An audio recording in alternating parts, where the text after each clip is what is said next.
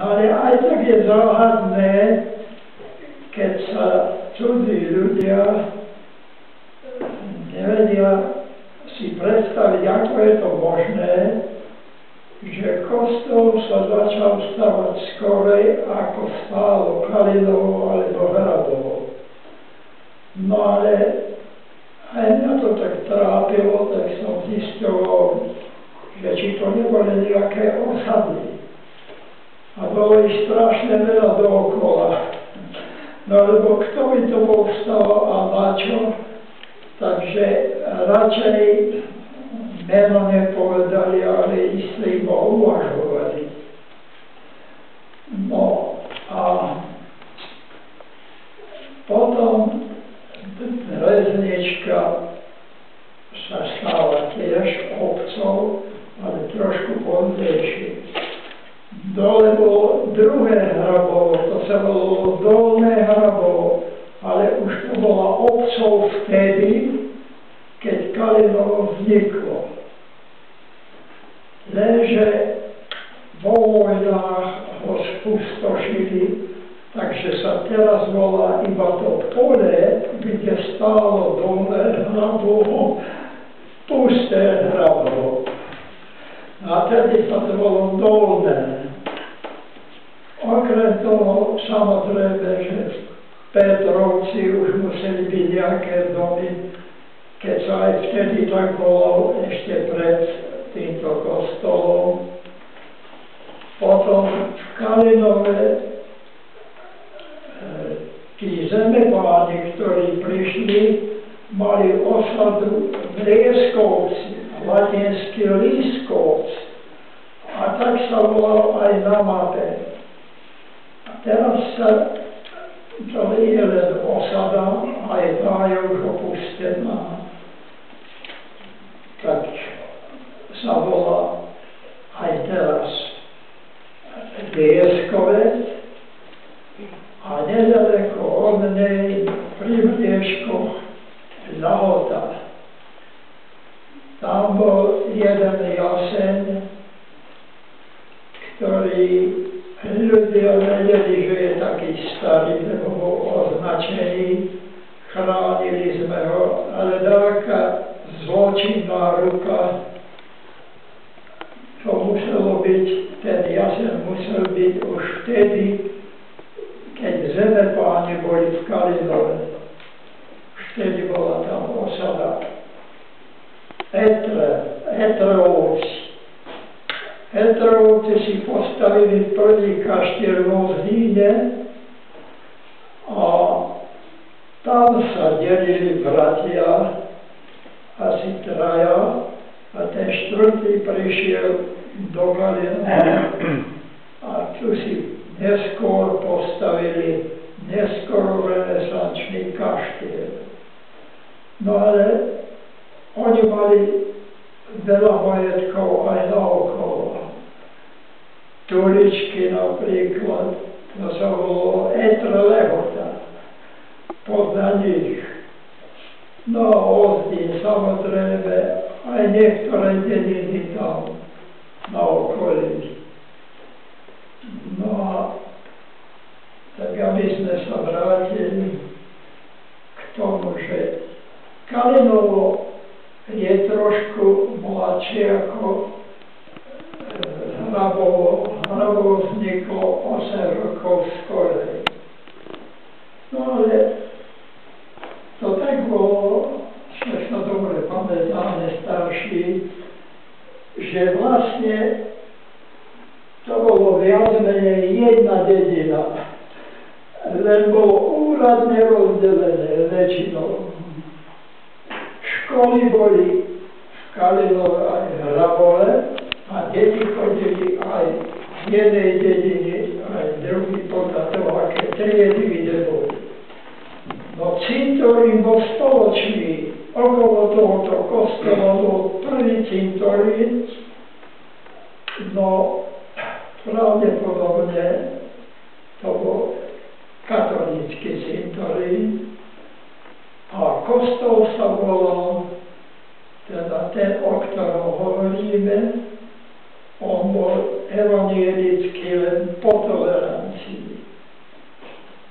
No a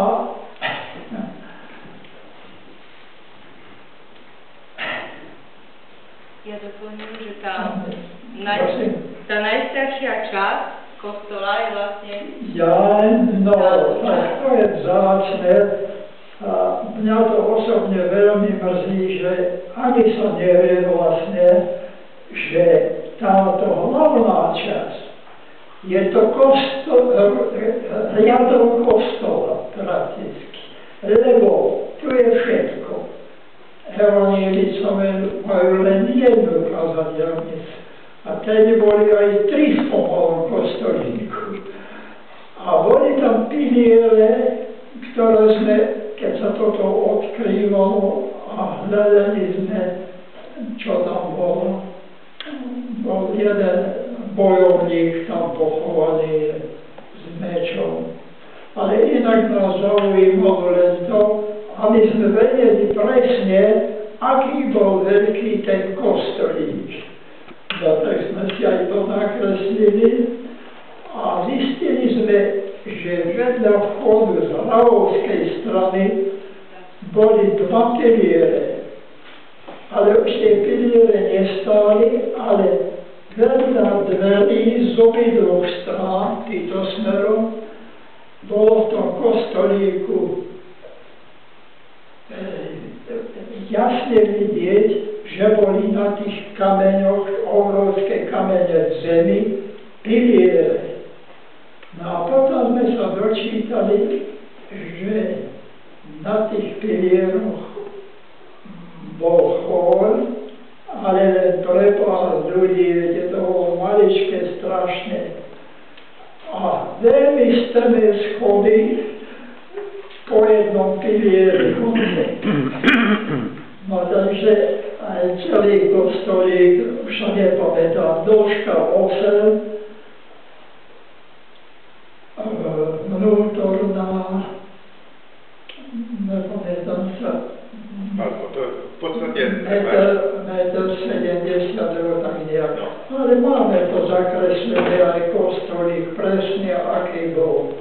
No a zvonica nebola, zvonica bola pravdepodobne len ako bývali na tom dreve. Tie zvony také, aké Opatové aj teraz majú taký zvony. Ale potom, keď sa mala pristavovať ďalšia časť kostola, tak potom aj murovanú väžu pristavili. Najskôr bola drevená na týchto základoch kamenných a potom celú urobili kamennou. Potom sa pristavili vlastne ešte dva bočné lode, Hrabovská a Brezinská vlastne. Skôr to išlo tak, že pôvodne bolo, ako je, počkaj, na chvíľku, ako je táto oltárna časť a tam, kde sú tie prvé lavice, tak tam bola stena už. Hore bol chór a tu boli tie schody, hore na ten chór. To bola základ, na to sa našli základy, keď sa robila dlažba. Na týchto predných starých laviciach boli 2 erby. To boli tie zemanské erby. Máme aj tie odkreslené. Máme. To je, takže Etreovci, tí vlastne prestali existovať po tureckej nadvláde. Turci im zabili v domácej bitke 2 dôstojníkov mladých. V domácej bitke to sa tak dá rozumieť, že tady na nádvorí, lebo tu bol aj hrádok, hrabové, no a potom aj v Brezničke bol nejaký kaštiel starý, ktorom sa presne nevie, takže oni žili takto, tí bratia. No a vo vojne sa hrdinsky chceli zachovať a potom tak prišli o majetok, vypálili ich a ohromné škody. Takže pol bata, ktorý po nich prišiel trošku pozdejšie do Kalinova. Severná časť Kalinova bola Patová. A v strede obce, tam, kde je ten pamätník, ale za cestou bol kaštiel jeho Patov. Ale o tom sa nikde nepíše, ale doktor Abt tento mal zachytené aj ten kaštiel, lebo tam bola tá škola prvá. V tom kaštieli to bola súkromná šľachtická škola, kde chodil Matej Bél. Teraz je to také čudné, keď ľuďom poviete, že tam stal kaštiel, je Borošové dom. Ale tam nebola cesta na Hrabov. Cesta na Hrabov bola tam, kde je teraz lavička.